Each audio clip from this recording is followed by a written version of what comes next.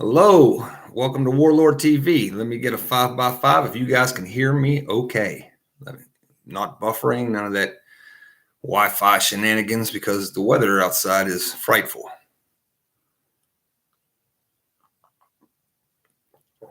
Hey, Forrest. Let me say hello to everybody up in here. Papa's Farm, Black Hat, Whirly Gig, Window Liquor, Kevin Ramsey, Iowa Viking. Thank you all for being here.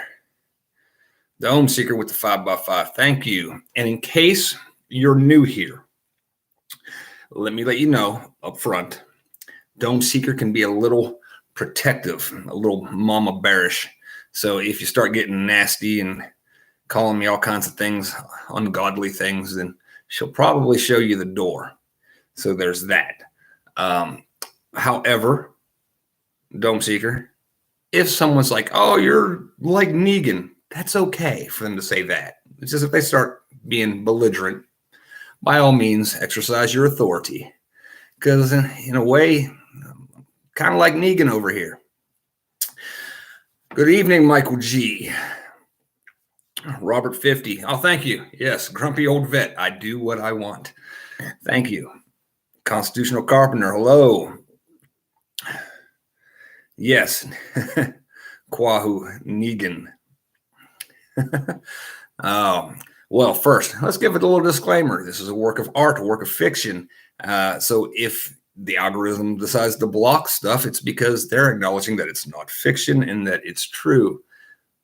Today, we're probably going to stay mostly in the theoretical realm of post-SHTF, post-collapse, post-EMP, post whatever you want to, where society no longer functions and the government is only worried about them in small areas and doesn't govern anywhere.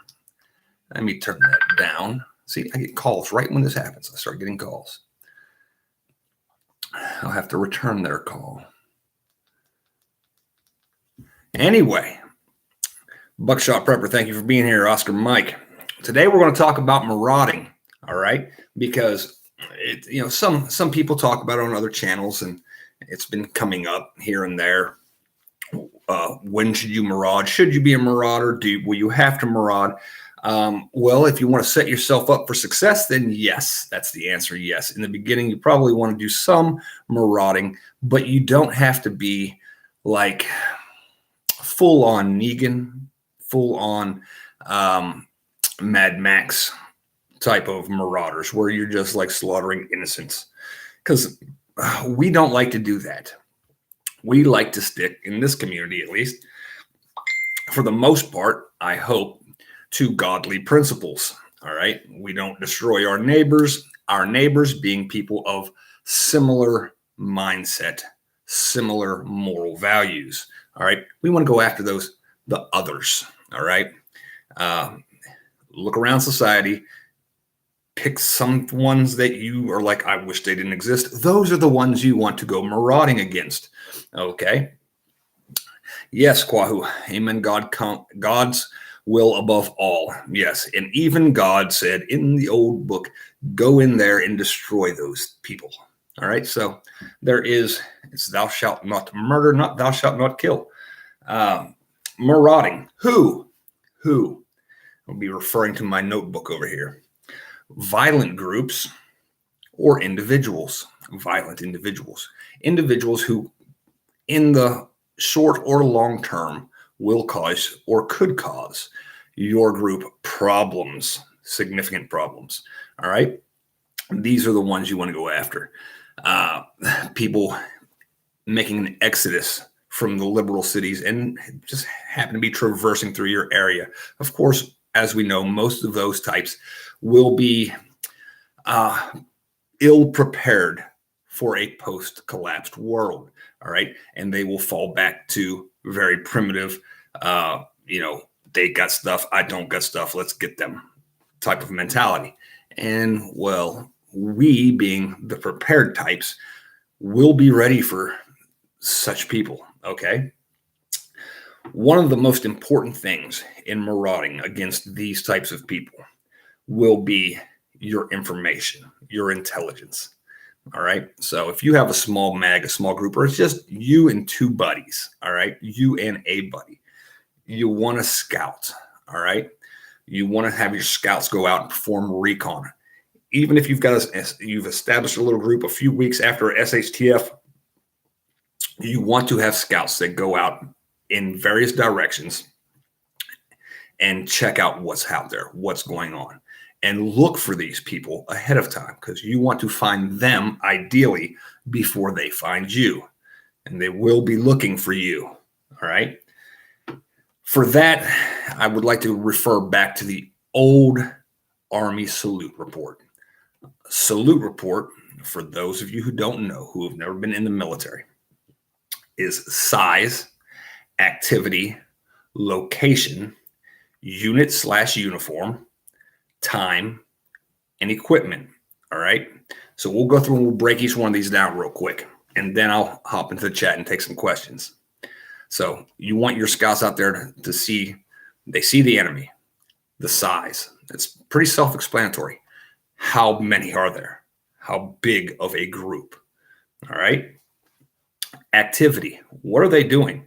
Oh, well, they just, burned Farmer Johnson's house to the ground, had their way with his daughters and, left his head on a pike. Not that we're not a fan of leaving heads on pikes. We want to leave bad people's heads on pikes, not good people's heads on pikes. All right. So that's what they were doing. They're up to no good. The location. Well, Farmer Johnson's farm down the road, 6 miles down the road. The unit or uniform. Well, are they MS-13? Are they, wearing similar colors? Are they a member of certain gangs? Are they members of certain clubs? All right. Or are they just a gaggle of people that have come together? These are important things. Time.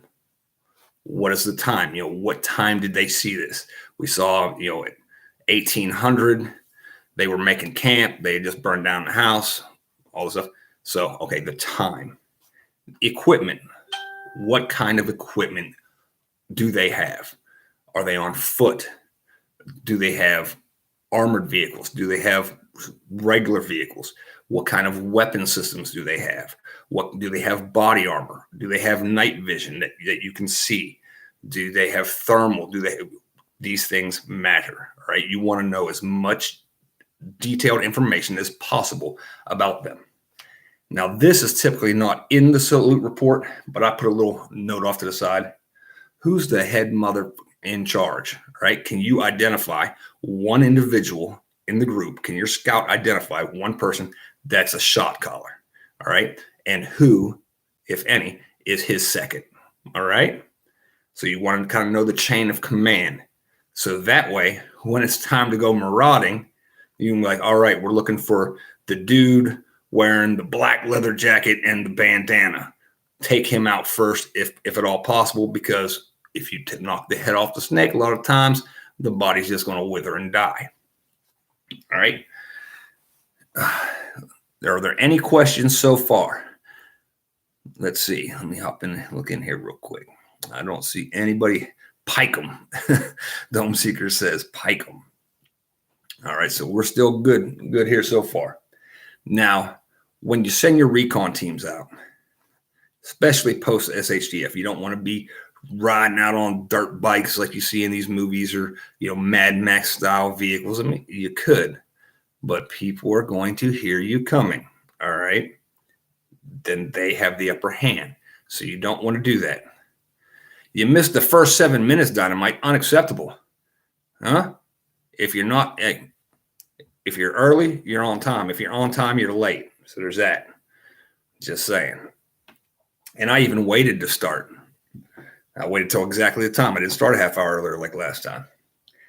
So horses, horseback, mules, bikes, on foot, etc. Whatever means you have at your disposal to get your people out there, that's what you want to use. That's quiet, but no motorized vehicles. Okay.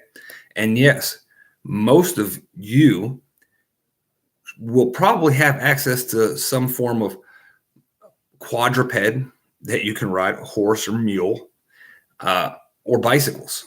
All right. Post SHTF, a lot of us have either are or have friends who are in rural environments, and that's who we end up saying, well, we're going to go meet here, we're going to meet there. So plan on that. If you don't have access to quadrupeds, Google in your area where there are stables, all right, boarding stables. Like there's a park, a city park 6 miles from me, a state park 6 miles from me that has boarding stables. Do you think post SHTF that people are going to give two shits about their horse that is boarded up hours and hours away from them? Probably be doing the horse a favor by going and commandeering the horse, because it's probably just going to starve to death if you don't. So there's that. Let's see. We convince everyone is a bad guy till proven good in SHTF.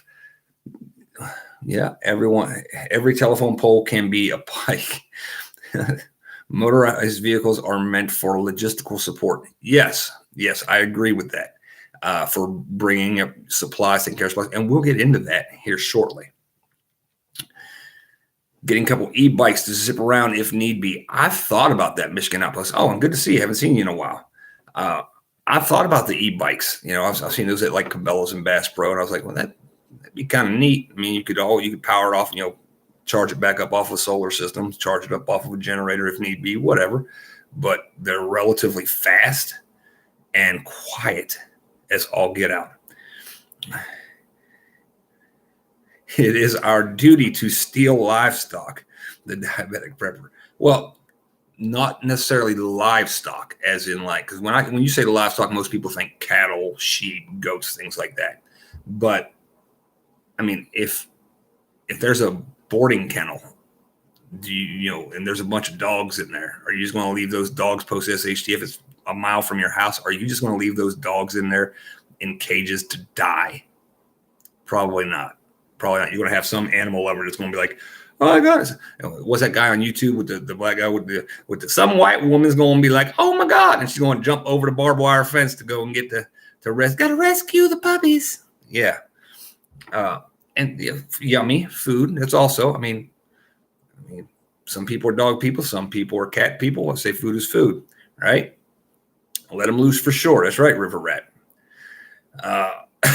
Coffee first to me. That would be me. Yeah. See, there's always one or two white women in there that are like, oh, I gotta save the animals, which I'm all for saving the animals.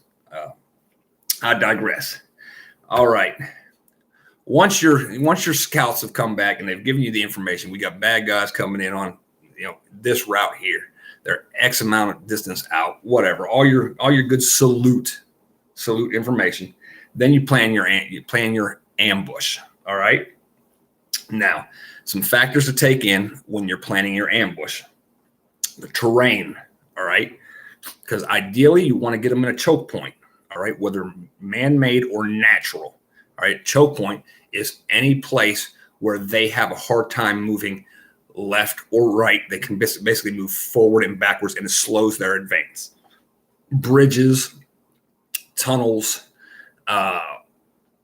cliffs, and if there's cliffs on this side and a river on this side and it comes up, through a valley, anything like that. In cities, overpasses, if they're coming across an overpass, well, they're pretty well screwed. They can't go left, they can't go right because it's a long way down. And, all you got to do is pick them off from a distance. But so terrain, you want to keep in mind personnel. How many people do you have that can execute this ambush? And how many people do they have that you will be ambushing? Because although it's a great movie, the 300 against the Persian army, you do not want to do such a technique in real life. All right. You do not want to take a stand at the pass, but just, 3 guys versus 30. It's probably going to end up very poorly for you. So keep that in mind. Now, but there are ways around that. All right. And we'll get to that later on. Your equipment, what equipment is available to you? All right. And what equipment does your enemy have? Back to that salute report. Do you have the ability to have night vision? Thermals. Would it be more advantageous to you to hit them at night? All right. If so, how fast are they traveling? And you plan up how fast they're traveling to where you think they'll probably be at night, or where they'll probably make camp. Crack them then. All right. Weather. What's the weather like? What's the weather going to be like by the time your ambush comes? Because, if you're going to crack them at night and you've got the advantage of having night vision goggles, you have the advantage of having thermal equipment, and it's the middle of the night and it's pouring down rain, the rain could help mask your approach. All right. The sound, thunder, lightning, whatever like that. Again, lightning could cause you issues with looking through night vision, because those bright flashes catch hell with your eyeballs in night vision. All right. Yes, Army away is 3-1. Army fights 3-1. That's actually standard Army. You can Google Army standard protocol, fighting 3-1. All right. So basically, if the enemy has 1,000 troops on the ground, the U.S. Army will drop 3,000 minimum. All right. So it's like, oh, that's not fair. That's standard Army protocol. Time, again, are you going to hit them in the day? Are you going to hit them at night? These are things to take into account. Overwatches. Your overwatch is mandatory. All right. Regardless of what anybody will tell you, always have an overwatch. A sniper, designated squad, designated marksman, whatever you want to call it, an overwatch. Somebody that's up high, looking down low with a full field of view that can hit their shit from a distance. All right. And again, you're going to want to have more than one. If you're setting up let's say, I would prefer the standard L-type ambush. That's where if they're traveling down a road this way, I've got people here, I've got people here, but I want these people up high. I want them up on the hillside. So I would try to plan my ambushes in terrain that would give me the advantage of having people up above, because when lead is raining down on you and you have people up ahead shooting flat at you, you're pretty much done. Okay. Because you're trying to shoot up. You got to have guys focusing on returning fire this way. You've got to try to shoot up first off. And if they're behind cover up there, you're probably never going to hit them. Meanwhile, they're just like, blink, blink, fish in a barrel. All right. Let's go over here. Another thing you can do is, bridges. Like I said, bridges and overpasses. If you are going to ambush the bad guys when they're coming, because you're going to, they got all their supplies, they're coming, we're going to take everything they got. You just wait till they're halfway across the bridge and blow that side of it. Now, I know some people are going to be like, well, I don't know how to do that. Wait one. We'll get to that. Okay. But if the other end of the bridge that they walked on is gone, there's no retreat. All right. And you've got your ambush, your elevated firing positions.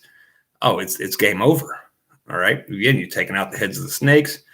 If there are any people who are semi-civil or, want to surrender, well, then you deal with that on a case-by-case basis. I'm not advocating for war crimes, but, I wouldn't take the alphas, okay? The alphas probably wouldn't make it off that bridge because they're just going to cause problems. They're really, really not going to like you, and they're going to have a bone to pick. But if you take some of the people that are followers, you might be able to conscript them into your group, into service. All right. What about war trophies? Jareth Hogan says. It depends on what you want as a war trophy. I personally would have reservations about somebody with a string full of ears around their neck.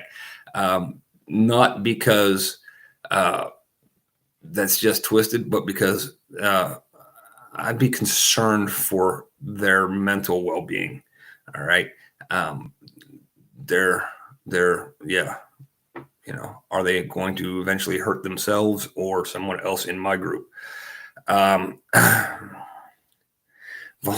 Dynamite volunteers to make the case-by-case decisions. Yeah, Michigan Outpost taking ears. That's what I was saying, taking ears. I mean, I'm not going to blame you. You know, if it was like somebody who did something bad to you and you were like, well, fuck, I got his ear now. You know, I'm going to drink out the skull of my enemy. By all means, go ahead. You know, do what you got to do. That's going to stink. Yes, and it's going to stink. You know, it's going to. I mean, once it dries up and it's done, I think it'd be all right then. It'd just be like a pig's ear that you get at the, the Rural King for your dog. But I was talking pews and other interesting items. Yes, of course. Again, that's why we're marauding, to be able to get more equipment and supplies, right? That's why we're not just letting those assholes traverse through our territory and cause mayhem down the road. Though they might pass us, they might be like, oh, well, yeah, we don't want none of them, but we'll go get these farmers down here. Yeah, we ain't going to have none of that. But yeah, by all means, war trophies have been tradition forever, since the history of ever. Okay. Teeth don't stink. Yes, that's true, especially the gold ones. Always check for gold ones. All right. Pliers, good Gerber, grab a hold, rip it out. But I digress. I'm not going to put notches on the barrel of my rifle, because eventually that would degrade the integrity of my rifle. I mean, if you took out like 100 dudes in like a year, all right, you're weakening your barrel. Okay. So maybe on the stock. Okay. Something like that. One big thing I want to put in here: assume resistance. All right. Regardless of what you're marauding. All right. And some places that you would maraud, other than violent people that are happening to unluckily stray your way, post SHTF hospitals. All right. They're going to be pretty much abandoned anyway. Hospitals, because you're going to want to get medical supplies, right? And let me encourage everyone here in post SHTF. One of the first things that I want everyone, if you are following me on this channel, if you plan on following me in the future, I ask one thing from you, one thing and one thing only, and that is, if SHTF ever happens, if the society ever collapses, if the grid ever goes down, go to your nearest hospital and please, for the love of God, check the pediatric wing. Okay. You know where all the newborn babies are at, and people are, because I don't want babies left behind. Got a soft spot for kids. That is one of me and my guys, one of our first things is hit the hospital, grab supplies, and check for babies. All right. And make sure no babies are left behind. I know you probably never hear any other prepper say that, but check for babies. Okay. We don't want the babies left behind. And yes, it's going to be an additional burden to your group, but they're babies. All right. Yes, the local warlord needs to look after the productive locals under his jurisdiction. Absolutely. You're right.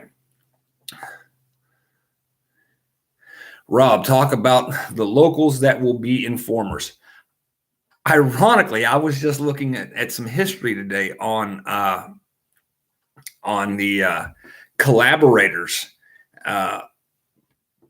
If that's what you're talking about, collaborators, like who would collaborate with the enemies and stuff like that, in World War II. All right. And bad things happen, like immediately following like the surrender of Germany, or the like when France became free. Yeah, bad shit happened to them. Like, yeah, the French resistance was like merciless when it came to collaborators. How about taking captures?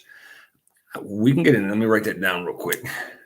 Captured personnel, and I will talk about that here shortly. Captures.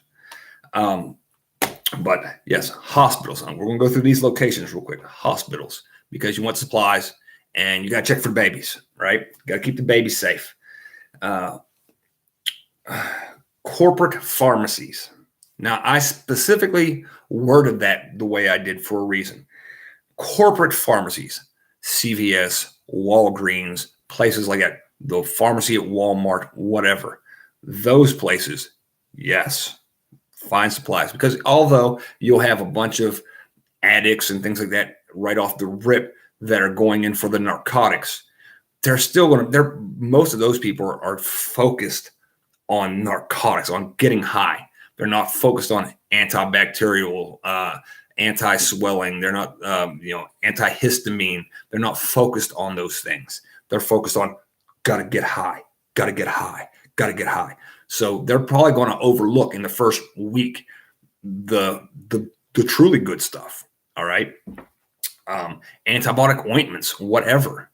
I said corporate pharmacies because there's a mom and pop pharmacy in my area, and someone tried to rob him a few years ago. And he is a Second Amendment advocate. And guess what happened to that person that walked into his place with a gun? They left in a bag. Okay. So there are certain places you don't want to maraud. All right. Privately owned pharmacies like that. All right. Army surplus stores. All right. Listen to me. For the love of God, listen to me. Do not, under any circumstances, try to maraud an Army surplus store, because they're typically run or owned by grumpy old vets that give no fucks. All right. And will rain hell upon you. So, the goal is to try to get things with minimal to no casualties for your side. All right. So don't do that. Yes, there are good sized pharmacies and hospitals, Matthew Hill. That's why we started out with hospitals right off the bat, and then corporate pharmacies, and then veterinarian offices, because they got the same medicines in vet stores, in veterinarian offices, as they do in hospitals and clinics. All right. Safety supply stores. Now, that might sound weird to some people. Safety supply stores, like what? Yes. You know what they have in safety supply stores? They have a lot of first aid kits, normally stacked to the rafters in the back of the store. So first aid kits, ready-made, already there. Boom, boom, boom. Take them and go. All right. Heavy equipment is another thing that you may want to focus on when you're marauding. After you've got all this, why heavy equipment? And when I say heavy equipment, I mean like a big track excavator. Where are they at near you? All right. Where are they at in relation to your nearest Army Reserve or National Guard armory? You see where I'm going with that? Because National Guard armories and U.S. Army Reserve armories, which are pretty much everywhere, like almost every county has one. They have armories. These are big vaults that they store weapons in, but they are reinforced. All right. However, excavator, cutting torch, you're getting through into one in a matter of 15 minutes, 10 minutes tops. All right. And then you've got all kinds of night vision, infrared. You got all kinds of new freedom sticks, things like that. You'll have all kinds of stuff. And yes, you can dig holes for dead bodies with that. Because, all right, here you go. You do want to clean up after your mess, okay? Especially if your mess is somewhere near you. You don't want to just invite disease and plague amongst your area, all right? And that's what uncovered, exposed bodies will do, all right? So be right back. All right, Black Cat. So, yes, they can also be used for building barriers. See, you'll feed them to the gators. All right, Jared. Yes, making choke points, man-made choke points, moving vehicles that are broke down or don't run anymore because of EMP or coronal mass ejection or whatever. Yes, you can use them to put things in place. All right. You can use them to demo bridges. Yes, you can. It's not going to be the easiest way. The easiest way would be things that go boom, but like really big booms. But you could use them to knock holes in bridges and eventually collapse the whole damn bridge. Probably not the safest way, though. Okay. Because you would, in theory, have to be on the equipment, on the bridge while you're doing that. I personally wouldn't want to do that, but I would not mind using a conscripted soldier that had attacked us at some point in time to make him do that at rifle point from a distance. Go do that. I wish you the best of luck. Tankers. And by tankers, I mean fuel tankers, water tankers, and honey dippers. Someone out there is going, what's a honey dipper? A honey dipper is the little truck. It's a little vacuum truck, and it cleans out porta potties. Yes, because as your group grows, you may need to use porta potties. All right. And you'll have to designate someone as the honey dipper operator to drive around and clean up the porta potties and suck out the poo and take it somewhere else far, far, far away from you or a water source and dispose of it. All right. Tankers for fuel and water. That's pretty much self-explanatory. Now, how can you get fuel out of the ground post SHTF? It's not that damn difficult. You can go to any Tractor Supply, Rural King, place like that, and find fuel pumps. All right. They're battery operated electric fuel pumps that pump 15 to 25 gallons a minute, depending on how big you get. And even some of the fuel trucks, some of them have the ability to suck the fuel right out too. All right. And fill their own tanks. But there are ways to suck it out of the ground, put it in the tanks, and drive it to wherever you need to have it to keep it safe and stored. All right. Because your average Joe isn't going to be like, well, let's go to the truck stop and suck all the diesel out of the ground. But someone like me will be thinking of that shit. Let me look in here real quick. Your group will eventually fail like this road has failed one another. Maybe Castle Oasis chess. But the thing is what are you going to do? What's your group going to do? What's your plan? If you're not planning on being able to take care of a bunch of people, then you're going to be taken care of by someone. All right. So you either plan now to take care of a bunch of people, because that's what this is all about.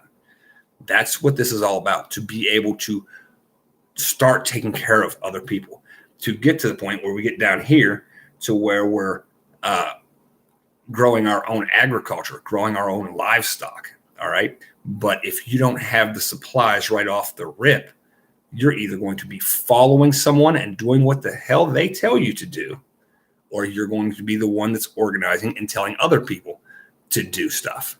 So you need to decide right now or in the near future, which one you want to be, the one who's told what to do or the one who tells what to do.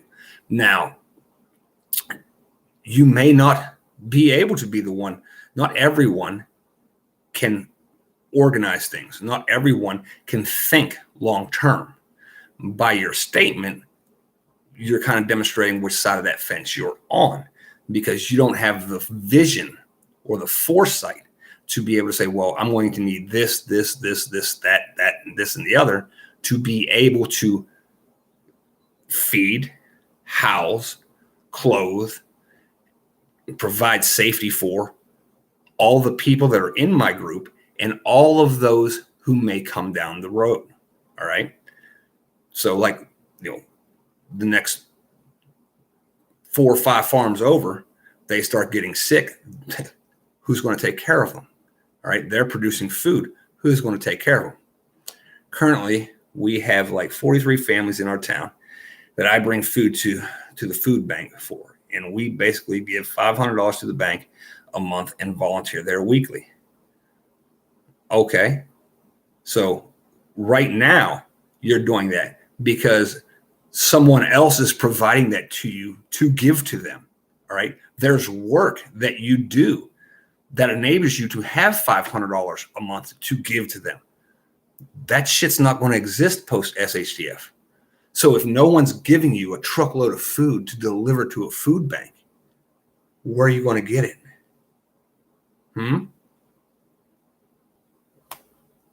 Yeah, you're retired. Okay, you're retired. But when you're retired, when SHTF happens, you're not going to have a check anymore. You're not going to be able to, you're not going to have all these donations that come in. So you need to plan now to be able to take care of all these people who rely on you.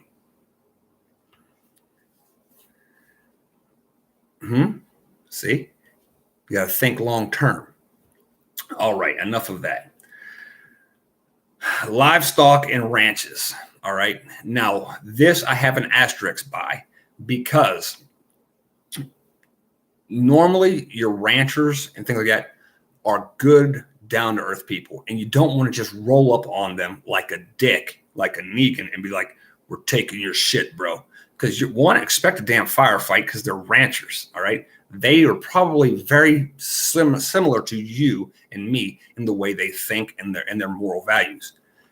In this, what I would recommend doing is approaching them out of peace and saying, look, you're here, and if, like, in this area, there's a ranch not too far away. They got a lot of cattle.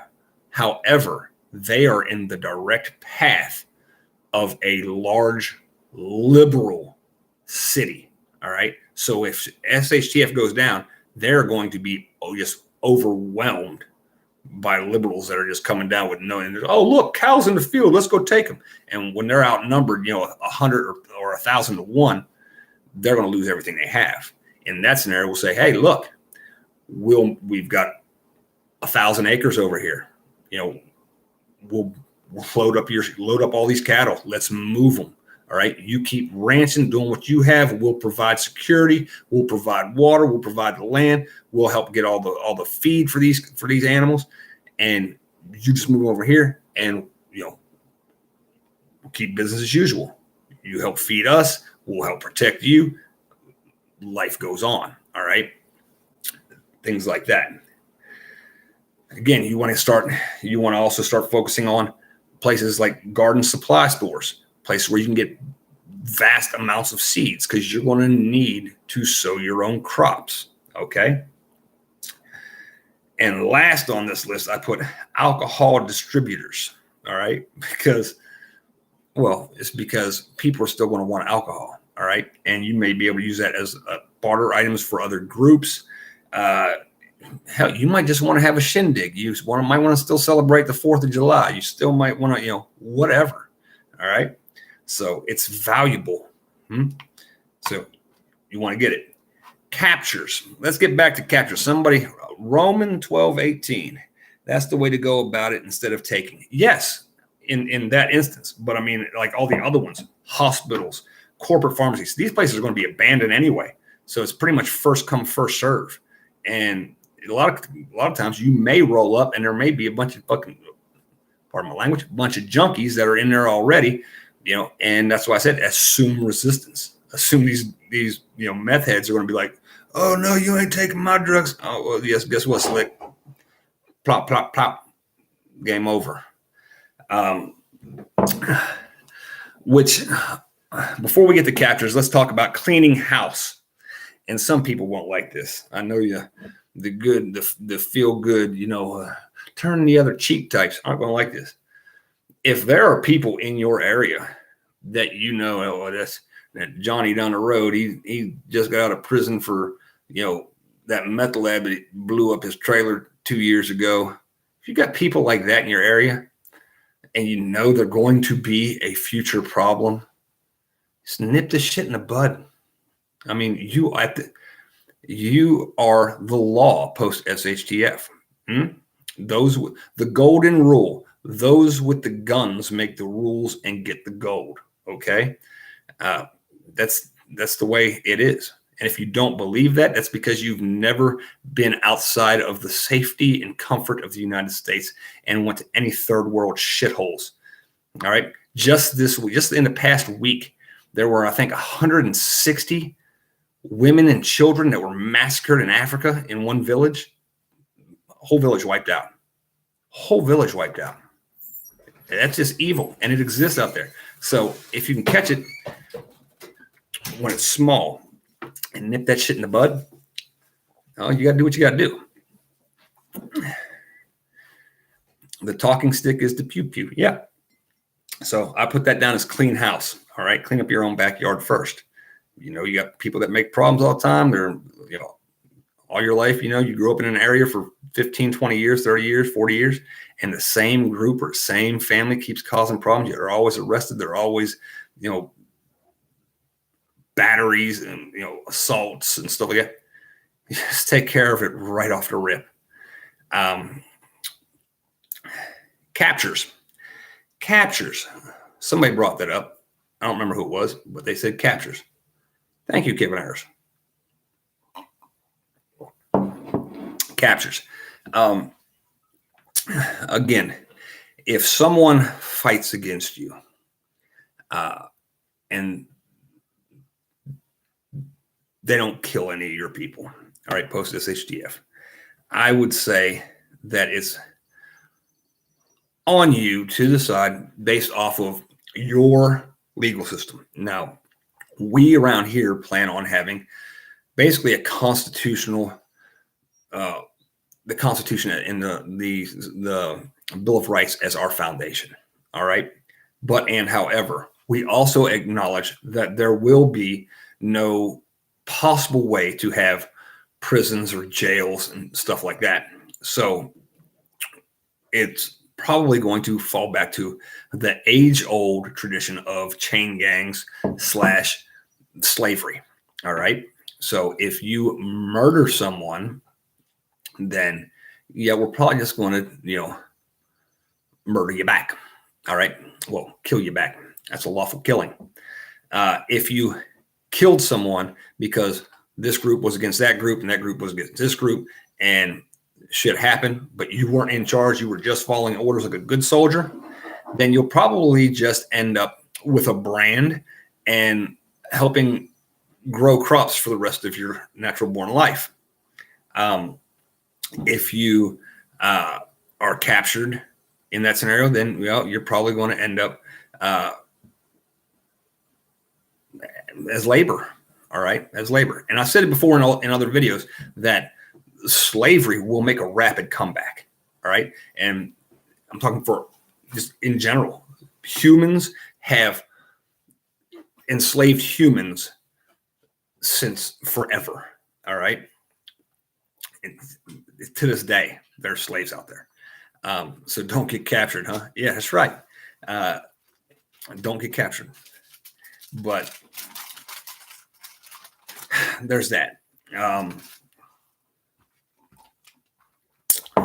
mind was going, the law.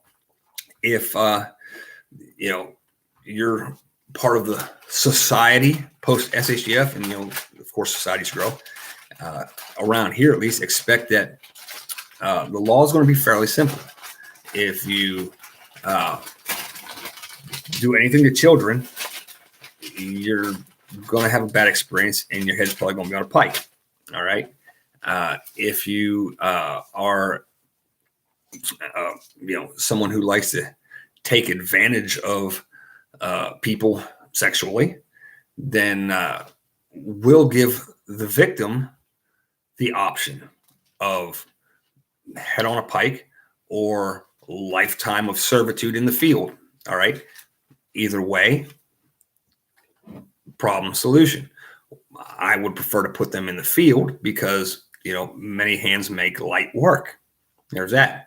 And you don't have a need for all the institutional cages and prisons and all that. No, you saw Eddie Murphy with life. That's the gun line, boss. You cross that line, it's game over, son. All right, set the hounds on them, whatever.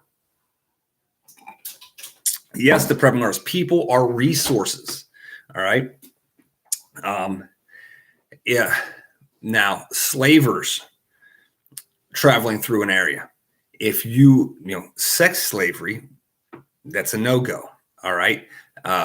So basically, if like sex slavery, slavers came through an area, just wipe them out and free all their slaves. That's how that works. You do love you some bloodhounds, huh?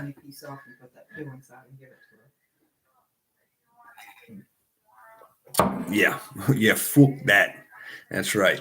But yeah, it's pretty simple. You know, you see those 10 commandment things. Try to give it to her with a little bit of food tonight if you want. Can y'all hear her talking? I bet you can. But 10 commandments. It's pretty simple. Pretty easy. I don't think I have anything else really written down. And no, I do. I almost forgot it. Hey, hold on 1 second. Save it. Yeah, if you don't need it, save it. 1 second. Put it in a hot.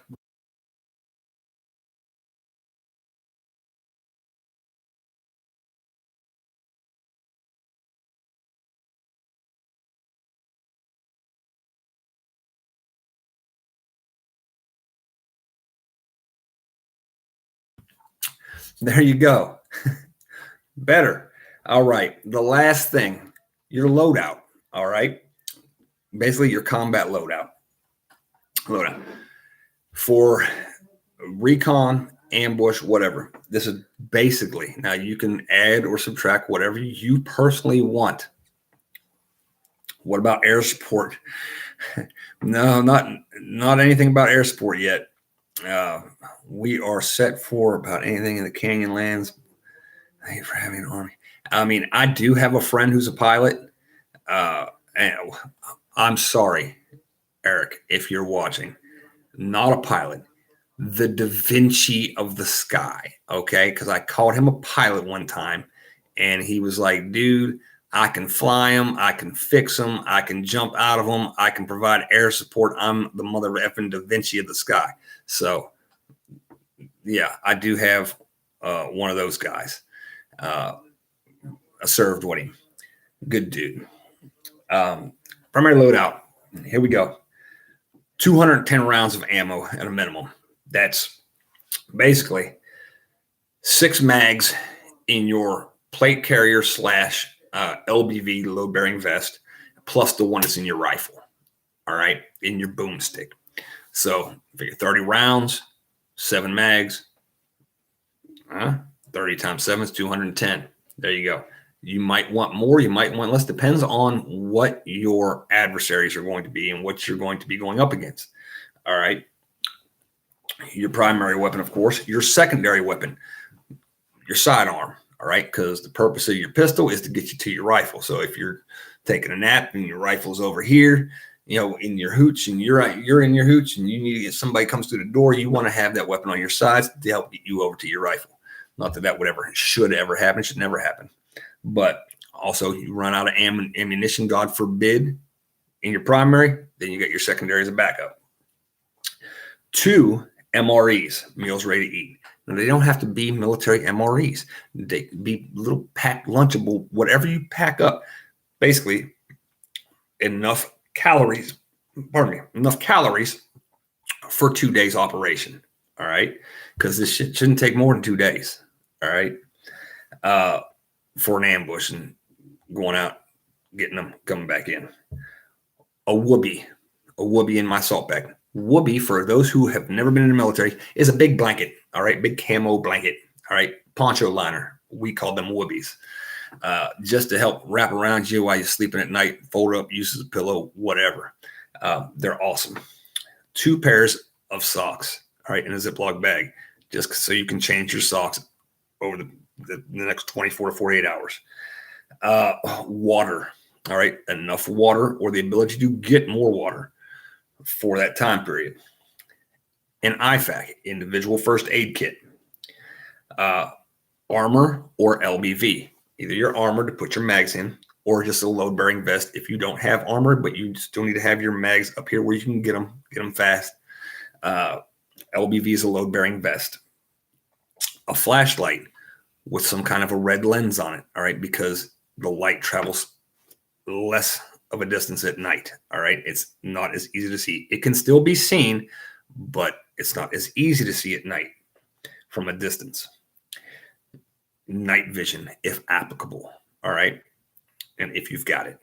So there's that. What do we got in here?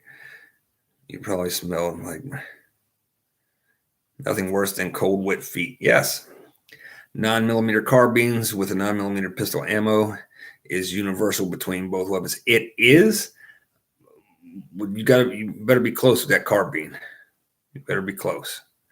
I mean, yes, they're good for some distance, but they're nothing near like an AR-10 or AR-15 platform.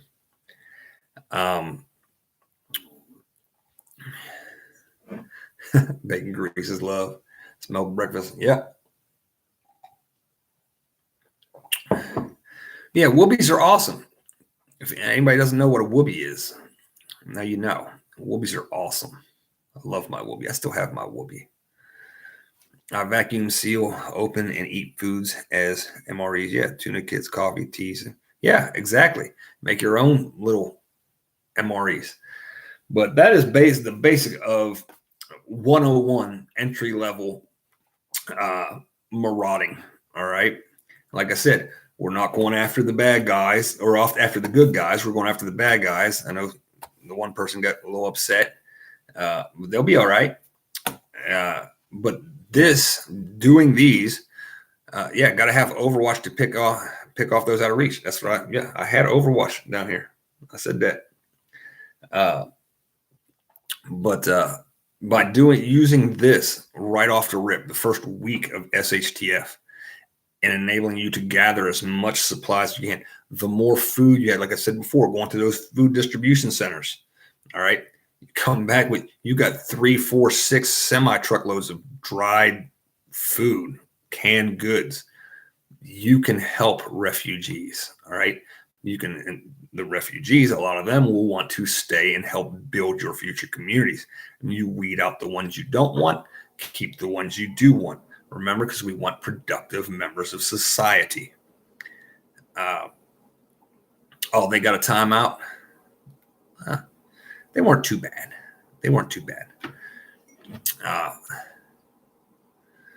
See, I told you, Dome Seeker, get them. She was like, I get them. You don't talk to my warlord like that. Yeah, if I called it foraging, people wouldn't get all offended about it. It's foraging. It's good for the planet and okay for you. You know? Yeah, it's recycled food. All right. It was over there and now it's over here. Yeah, well, he's probably sitting around the house drinking some Bud Lights and shit right now, you know, kind of got his taint ruptured or something. I don't know. But 98 people here. That's awesome. And 62 thumbs ups. That'll work. I'm not picky on that stuff. But yeah, this is the basics. Like I say, this will lay your foundation. Because if you can provide, if you can gather enough food, enough water, you can, clothing, everything, then you'll be able to take on greater responsibility. All right. Because all that food is going to help with them babies from the hospitals. All right. We're going to take care of babies. Another thing, if you have the chance and if you feel like it, I'd feel like it, send people to the old folks' homes. All right. Because guess what? The old folks can help take care of the babies while you're out doing all the marauding. Yeah. And somebody needs to help take care of the old folks anyways, or else they're just going to starve to death in the old folks' homes because they're going to be abandoned too. So let's take care of that. All right. So we take care of the old folks. We take care of the babies. And the old folks help take care of the babies, which is the next generation that we need to raise up right and not teach them all about this weird shit that's going on in society. Right? So the babies will grow up so that they're not shitting in litter boxes. There's an idea. Oh, you're welcome. I'm glad you enjoyed the pick set.